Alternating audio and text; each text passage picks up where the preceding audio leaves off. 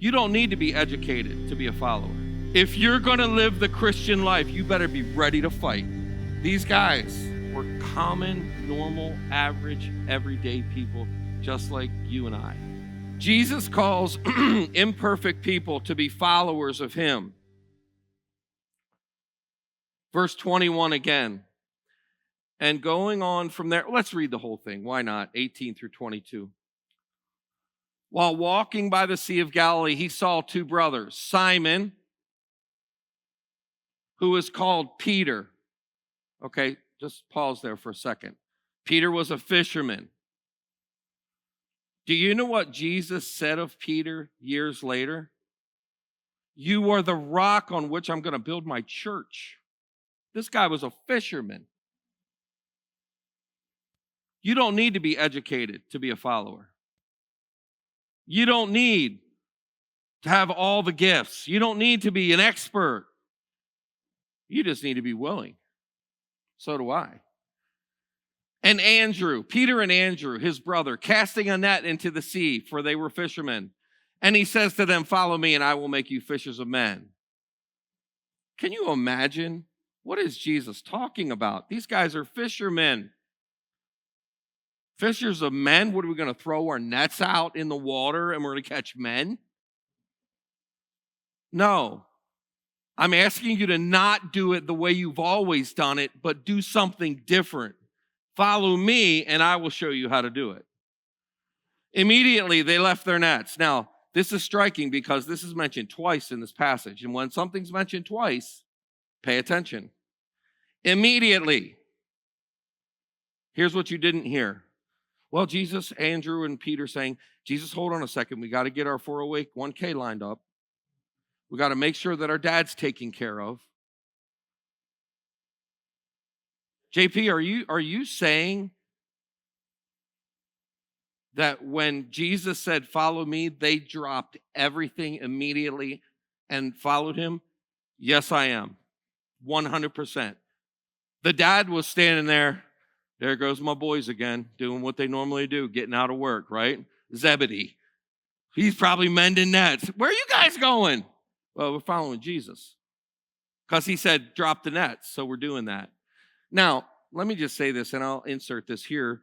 This is not the first time that Jesus had met these guys. He met them in Jerusalem, and if you look at the book of Mark, you can read it there. They knew of him. They knew about him. They knew what he was doing. So when he shows up in Matthew, in the way Matthew told it, the tax collector wrote it, it makes sense because when he said, follow me, they had a context in which to follow. Oh, that's Jesus. So we're going to drop everything. Then he says this, and going on from there, he saw two other brothers, James and John. By the way, for those of you who are interested in this, James and John were actually called the sons of thunder. What does that mean? If you do some historical reading, it means that they like to fight. Amen. Let me tell you what. If you're going to live the Christian life, you better be ready to fight. You better be ready to stand on truth. Because people more and more are going to mock you. They're going to make fun of you. They're going to persecute you. And Jesus says, when they do all these things, they've done it because of me, for my sake. You have to be tough. Well, no. Remember, Ephesians chapter 6, we're in a battle. Put on the whole armor. Why would you have to put on armor if you're not going into battle? If you're not going to fight, you got to fight. These guys knew, they're fishermen. Can you imagine? So I grew up on the eastern shore of Maryland in the Chesapeake Bay area. And the longshoreman, and you can do some research, the longshoreman there, actually my cousin, he's a longshoreman. He fishes, not, well, they call it fishing for blue crabs. And if you've never had blue crabs with Old Bay seasoning on them, y'all are missing out. Right, Jerry? But you know something about those fishermen? When you go, you can go right to the dock and buy them right off the dock. And when they hand them over and you look at their hands, these guys are tough. Tough. Hands swollen, cut, tough, calloused, hardworking. These are the kind of guys we're talking about. Hey, stop what you're doing. Stop your business. Follow me. Immediately, verse 22, they left their boat and their father. Woo. They left their boat and dad's business. Uh-oh. Whoops. Wonder if that created a family. Eek. Maybe. The command to follow Jesus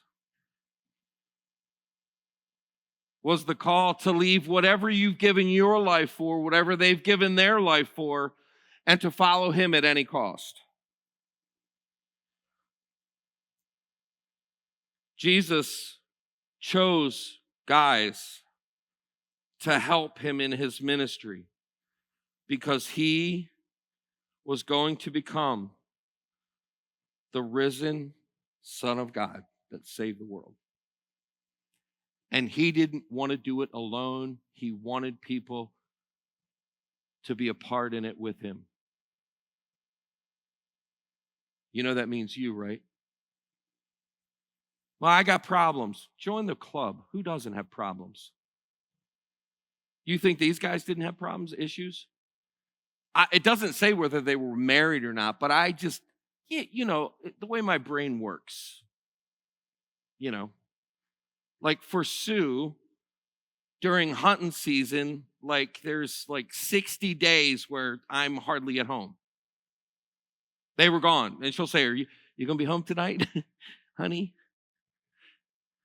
Yeah, I'll be home tonight, and I'm leaving tomorrow at 5 a.m., and I'll be home later, and then I'm going hunting that night. And then they're committed to something, right? These guys were committed. I wonder how that bode for family life. You're fishing again? Well, you wanted that new pair of sandals that we saw at the market in Jerusalem, so I got to make more money. Seriously, imagine this. Jesus comes along and says, hey, stop that and follow me.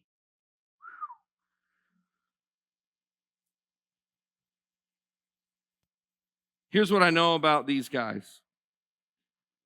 They were not super saints. They were not church leaders. They were not elders. They were not deacons. I'm not even sure if they went to the synagogue. I think they did.